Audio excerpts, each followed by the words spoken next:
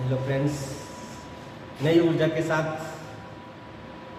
Welcome back my YouTube channel Deepti Acharya education. और एक बार फिर से मैं आप सभी का इस दीप्ति आचार्य एजुकेशन पर स्वागत करता हूं और आशा करता हूं कि आप इस चैनल को बखूबी देख रहे होंगे, क्योंकि ये चैनल आपके लिए बहुत ही कारगर साबित होने वाला है।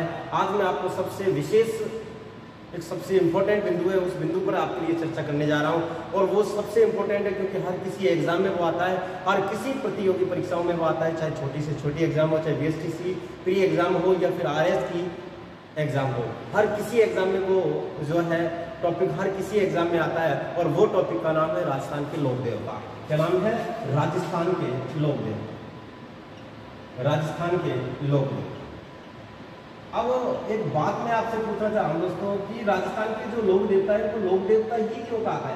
सबसे पहली अपनी जो चर्चा है वो इसी बिंदु पर रहेगी कि राजस्थान के जो लोक देवता है, उन लोक देवताओं को आपने लोक देवता ही क्यों कहा, कुछ और क्यों नहीं कहा? लोक देवता मतलब जो है ऐसे लोक देवता जो, अब इनको लोक देवता क्यों कहेंगे उसका कारण है, तो उसका कारण आपको बता देता हूँ कि ऐसे देवता जो धर्म की रक्षा, किसकी?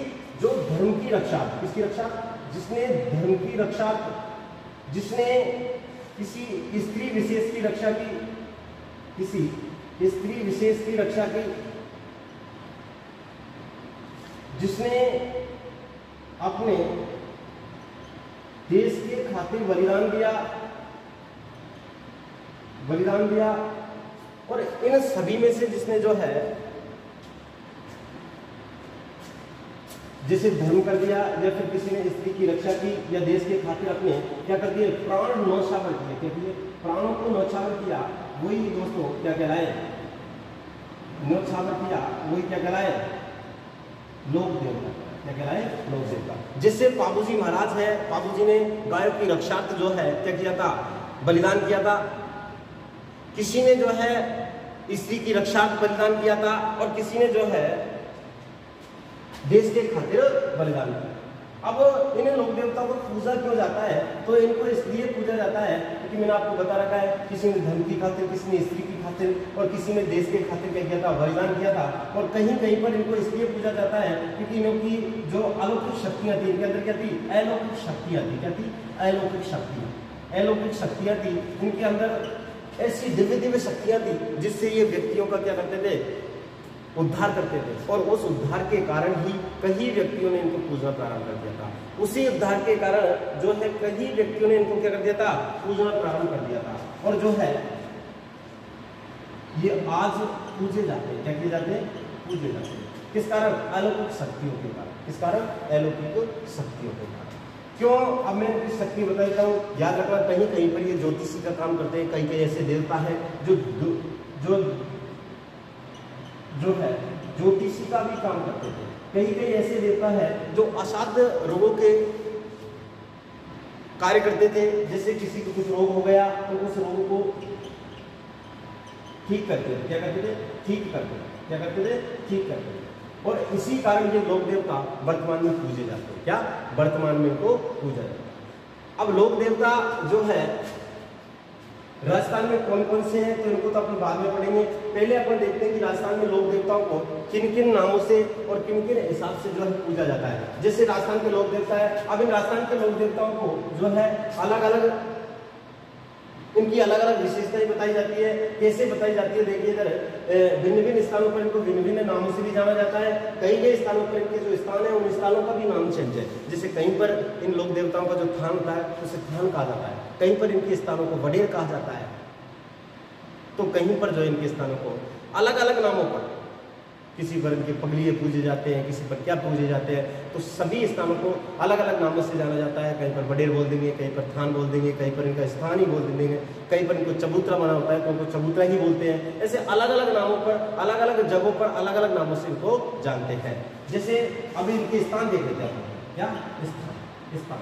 तो स्थान, इनके स्थानों को जैसे वडेर भी कहते हैं कोई जगह। वडेर, वैसे वडेर जो है लोग देवियों के स्थान होते हैं, इनके स्थान वडेर कहलाते हैं। इनके स्थान को स्थान भी बोलते हैं, इनके स्थान को स्थान भी बोलते हैं। क्या बोलते हैं? स्थान। और इनके कहीं कहीं पर चबूतरे बोले जाते हैं। क्या?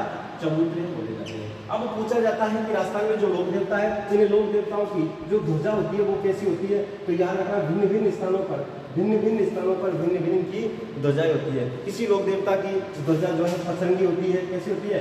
पचरंगी होती है। तो किसी की सफेद होती है। कैसी होती है? सफेद कलर की होती है। यानी किसी की पचरंगी तो किसी की सफेद होती है। अलग अलग स्थानों पर इनकी अलग अलग विशेषताओं के आधार पर इनकी अलग अलग ध्वजाएं होती है। ठीक है ना। आगे अपन इसी कड़ी में चर्चा करते हैं लोक देवता। राजस्थान के जो लोक देवता है, इन लोक देवताओं को देखो, इनके कुछ जैसे गीत होते हैं, गीतों को क्या कहते हैं? चिरजा कहते हैं। कहीं पर इनको नावा कहते हैं। नावा। अब नावा क्या होता है? नावा क्या होता है? तो इनकी कुछ विशेषताएं भी है। लोक देवताओं की क्या है? कुछ विशेषताएं भी है। क्या है? कुछ विशेषताएं भी है। इनकी जो है कुछ विशेषताएं भी है। कहीं पर इनको पंचपीर बोलते हैं, कहीं पर क्या बोलते हैं? इनको पंचपीर बोलते हैं। पंचपीर। और जो है इनकी विशेषता ढाला भी है। ढाला क्या होता है? ढाला। ढाला किसको बोलते हैं? चिरजा किसको बोलते हैं? नावा किसको बोलते हैं? पंचपीर किसको बोलते हैं?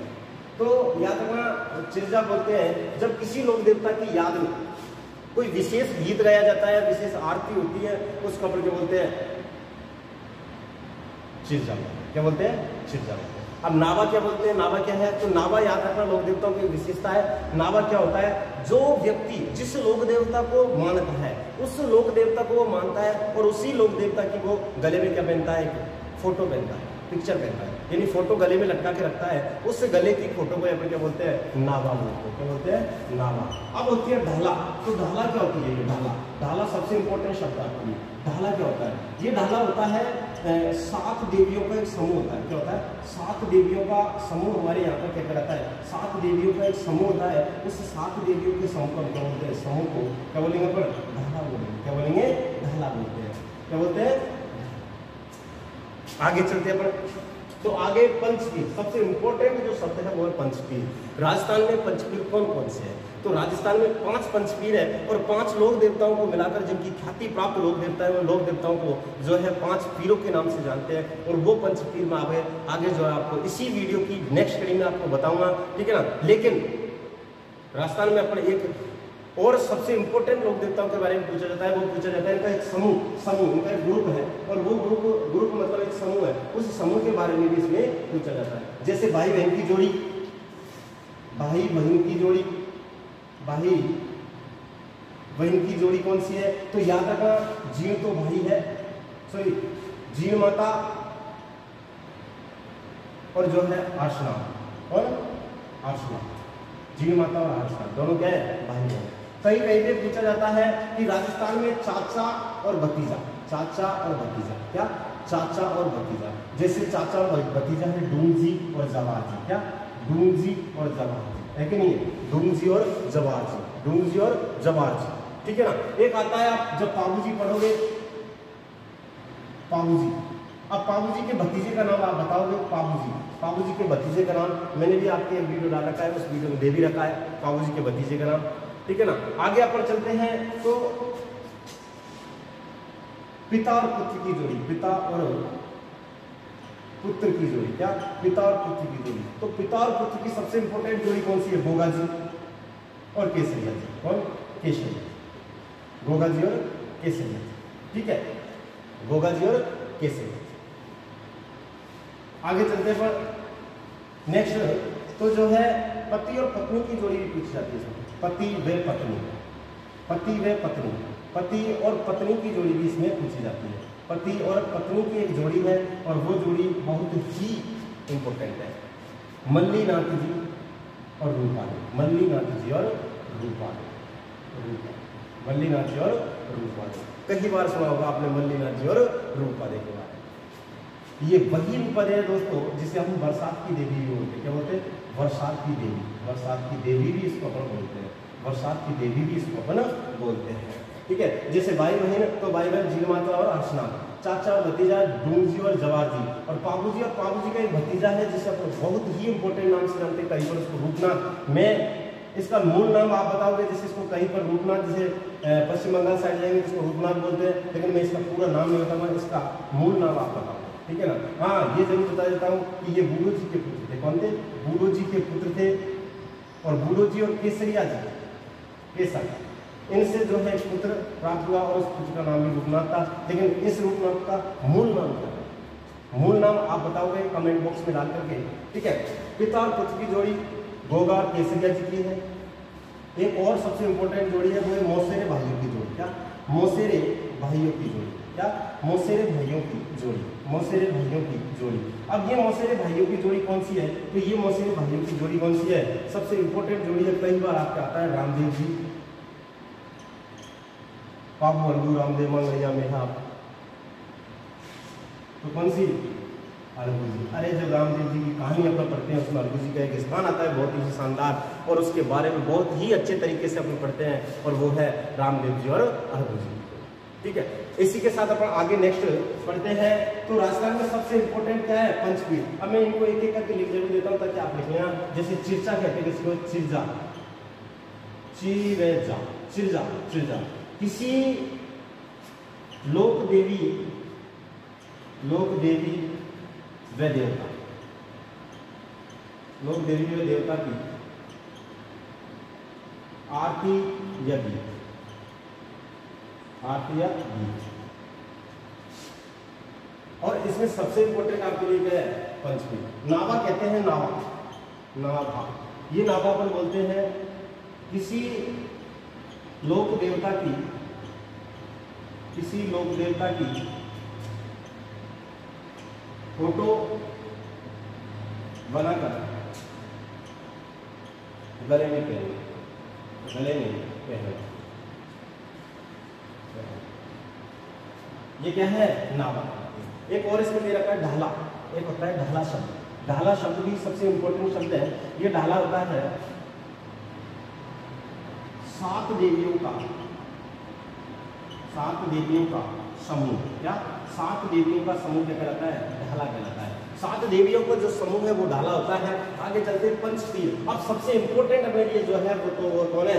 पंचपीर है। और राजस्थान के पंचपीर कौन कौन से हैं? और राजस्थान के पंचपीर जो है कौन कौन से? तो राजस्थान के सबसे इंपॉर्टेंट पंचपीर कौन कौन से हैं जिनके बारे में अपन पढ़ते हैं तो वो है राजस्थान के पंचपीर। और राजस्थान के पंचपीर अगर देखा जाए तो मैं आपको बता रहा हूँ, राजस्थान के पंचपीर, और राजस्थान के पंचपीर है एक दोहा, बस इसको याद रख लो, आपके राजस्थान के पूरे पंचपीर समाप्त हो जाएंगे। क्या? राजस्थान के पूरे पंचपीर समाप्त हो जाएंगे। राजस्थान के पंचपीर है पाबू जी, हड़बू जी, हड़बू जी, पाबू, हड़बू, रामदेव, मांगलिया मेहा। कौन? मांगलिया मेहा।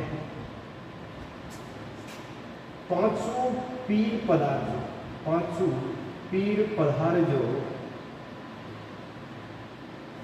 गोगा जी, ये गोगा जी, ये हो गया सर। यानी राजस्थान में पंचपीर कौन कौन से हैं? तो दोहा है पाबू, हड़बू, रामदेव, मंगलिया मेहा, 5 पीर पधार जो गोगा जी गेहा। कि हे पाबू जी महाराज, हे हड़बू जी, रामदेव जी, मंगलिया जी, आपसे हर्ष किसके साथ? गोगा जी के साथ। किसके साथ? गोगा जी के साथ। मेरे घर पर पधारो और मेरे घर पे जो कार्य है उस कार्य को सफल करो। क्या करो? सफल करो। इसी के साथ मैं माही प्रजापत आप सभी से विदा लेता हूं। मिलते हैं इसी पंचपीरों के साथ अगले वीडियो में। लेकिन इस वीडियो के लिंक को शेयर करना ना भूलें ताकि किसी और को भी राजस्थान के राम जो लोक देवता हैं ये पढ़ने को मिल जाए, ठीक है। और जो है जिसने अपना चैनल डीपी आचार्य एजुकेशन अभी तक सब्सक्राइब नहीं किया तो दोस्तों प्रतियोगी परीक्षाओं के लिए ये एकमात्र उभरता हुआ एक संस्थान रहेगा, उभरता हुआ एक चैनल रहेगा जिसको आपको सब्सक्राइब करना है। तब तक के लिए नमस्कार, धन्यवाद, थैंक यू, नमस्कार।